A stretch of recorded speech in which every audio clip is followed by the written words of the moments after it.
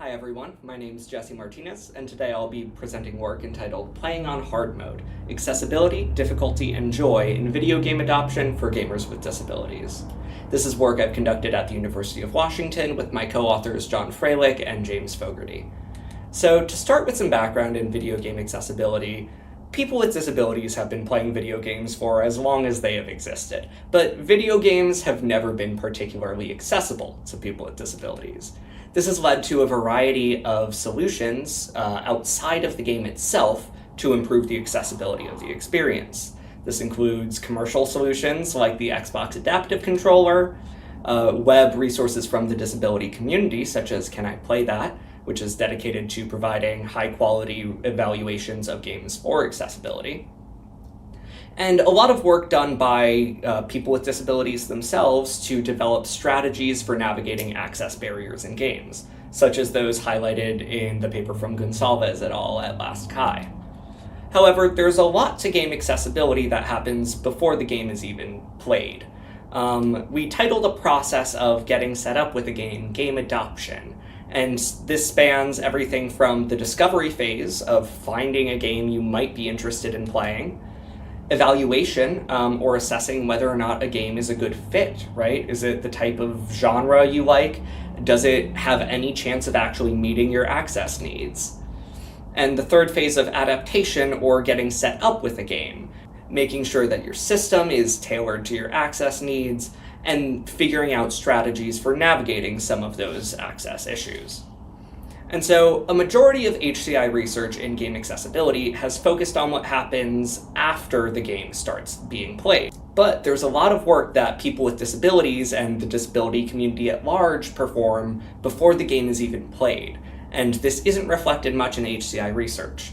And so we set out to explore this space with our guiding questions of what resources, strategies, and challenges are currently in play for gamers with disabilities throughout the phases of game adoption, and what can we learn from existing practices about accessibility goals and how to support accessible gaming. And so we explored this topic through an interview study with 13 participants, all of whom had a range of disabilities and various demographics, and also some distinct gaming backgrounds, such as professional Twitch streamers, professional accessibility consultants for games. All of these interviews were conducted virtually over Zoom, except for one with a participant who is non-speaking, and so this session was conducted as an in-person observation of a game session with that participant, as well as complimentary interviews with their family and aide who they play games with. Once we've completed our interviews, we proceeded into analysis using reflexive thematic analysis. We used deductive codes of looking at the resources, strategies, and challenges in each of our three phases, as well as inductive codes that we developed related to cross-cutting experiences that spanned through the different phases of adoption and across many different participants. Our positionality and focus going into this research was as a member researcher with 7 years of professional experience in game design and game access, as well as 2 HCI researchers with over a decade of experience in accessibility research, which really motivated our focus of wanting to recognize the everyday labor that people with disabilities perform to make gaming experiences more accessible. And so, to move into our results, we're going to break this down into each of the 3 phases of game adoption. And so, for starting with game discovery, we found that the most commonly used resources were recommendations from friends and the disability community at large. These were particularly useful because they often came with some reassurances around the potential of an accessible game. It was never a guarantee, but stray hype or, notifications on social media about a new game didn't come with any of that additional context. Our participants employed various strategies in discovery. Some conducted targeted searches for one game that has a high chance of actually being accessible, while other participants took a more scattershot approach, acquiring a large number of games and hoping that one of them might end up being accessible. But one of the main challenges our participants raised was that there's no equivalent to a store for accessible games. right? There was no space where they could go to find games that had any real promise that these could be accessible to you. Even in digital game stores that provided some filtering options, it was still difficult to browse and stumble upon a game you might not already know about. Moving into game evaluation, one of the primary strategies we saw participants employ was reappropriating content that was not intended for accessibility, namely YouTube gameplay videos and Twitch gaming streams, from content creators who may not have been disabled or even known anything about accessibility. But these videos were high-quality captures of the experience of playing a game, along with commentary on what the experience was like. And the interactivity of some Twitch streams was beneficial to some of our participants who actually engaged with the creators, asking them to highlight a specific accessibility options menu in their stream and whatnot. And that tied into one of the main challenges that arose, where even if participants knew exactly what information they needed to be able to make their evaluation of a game's accessibility, there was no guarantee that they would be able to find it.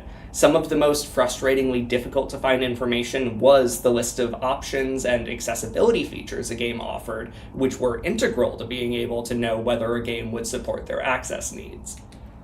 And all of this fed into the challenges around uncertainty in game evaluations and its associated cost, right? An incorrect evaluation meant you would purchase a game thinking you would be able to play it, and then often not be able to recoup that loss. Even with all of the information that they were looking for, there were cases where it was impossible to know that the game would introduce a mechanic that would perfectly break it for a particular player. And so all of our participants described situations where they were confident a game would be accessible and found out later that it wasn't. And so to go into adaptation strategies, there were so many different strategies that participants employed, and so we broke them down into 4 high-level categories. The first set of strategies were related to adapting the game, or modifying a game to make its output more accessible. This was something like enabling subtitles or accessibility features, or going into the game's community and finding mods that maybe fix a particular access issue. The second set of strategies were related to adapting the system, and really looking at the console or platform they were playing on, and modifying the input-output of the overall system. And so this was sometimes configuring a screen reader to work with a particular game, or setting up an accessible controller like the Xbox Adaptive Controller. And the benefit of these adaptations were that these were often reusable to other games on the same platform. The third set of strategies were related to adapting play, or changing one's play style or the rules of the game as they are arbitrarily dictated. Sometimes this came up when choosing what type of character to play in a fighting game. Multiple participants talked about preferring to play a ranged character rather than an up-close melee fighter, because the distance from an enemy gave them more time to react, which was better suited to their play speed. There were also participants who created their own games within a game, sometimes called metagames, or changed the rules of the game. 2 of our participants played Mario Kart not as a competitive racing game, but as an open-world driving exploration game, because that was better suited to what they wanted their play experience to look like. And then our fourth and final set of adaptations were related to adapting expectations. And so sometimes this was a choice of what parts of the game to engage with or not. Some participants decided that they weren't comfortable playing in online competition because either there was ableism in the community or the people online didn't know how to communicate best with them. And sometimes this just meant abandoning a game after it became apparent that it was too inaccessible to play. And so to move into some of our discussion themes, the first topic I want to discuss is what we call access difficulty and disabled gaming. So access difficulty is a term we've coined related to specific types of challenge in a game related to the task of navigating access barriers. So games are supposed to have some sort of difficulty and challenge, but there's a difference between saying this game is hard because it requires me to quickly solve a challenging puzzle, and saying this game is hard because I need to move the controller in a way that's weird for my body to quickly input the answer to the puzzle that I solved, right? If I'm playing a puzzle game, I want to be intellectually challenged, but what I don't care about is challenging how quickly I can type numbers into a keyboard. And so access difficulty was rampant and just a fact of the disabled gaming experience. However, it wasn't always viewed negatively. One participant described the joy of winning on what he called hard mode against his non-disabled friends who were playing on easy mode by playing without a disability. It just made the success of beating his friends all the more satisfying. One participant talked about experiencing access intimacy and being able to navigate through an access challenge with their friends collaboratively. Even when playing in competition, the task of navigating access difficulty was a joint effort. And other participants talked about how access difficulty sometimes served as a prompt to try playing a game in a different way. Right? Maybe I wasn't meant to play the game that way can be translated into let me find a new way to play the game that's more what I want. And so all of this feeds into what we term disabled gaming. This is a very early conceptualization of it, but we describe disabled gaming as the alternative gaming practices employed by people with disabilities, influenced in part by interaction with access difficulty. Access difficulty is a fact of life in gaming with a disability and really manifests in how we found gamers with disabilities engage with games from the get-go. And that leads into our question of what does accessibility actually mean in the context of gaming? In traditional HCI accessibility, an accessible system is one that has as few sources of friction as possible. But our participants wanted a game that did challenge them, that did provide friction, but that let them choose what friction they wanted to engage with and play the game they wanted to play, even if it was a challenging one.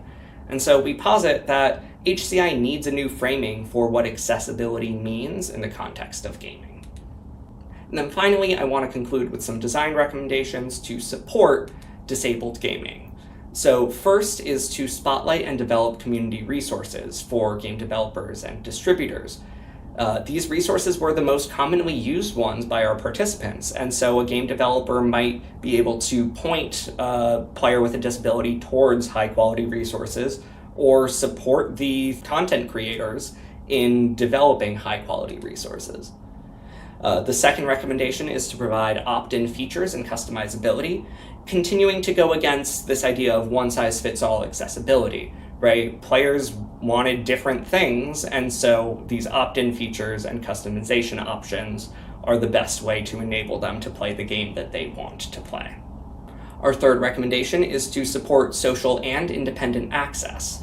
Games are often a social activity, and so in social contexts, socially and collaboratively creating access was often preferred to individually going off and navigating the access issues. But we do want to ensure that games still have an independent access option so that gamers with disabilities aren't required to play with others to be able to navigate the game. And then our final recommendation is to provide opportunities for unconventional play. The more flexibility that exists in a game, the more likely it is that a player will be able to find a play style that works for them and meets their access needs. So providing these opportunities for flexibility and unconventional play are deeply important. And with that, thank you so much for your time. Feel free to reach out to myself or my co-authors if you would like to discuss this further. Thank you.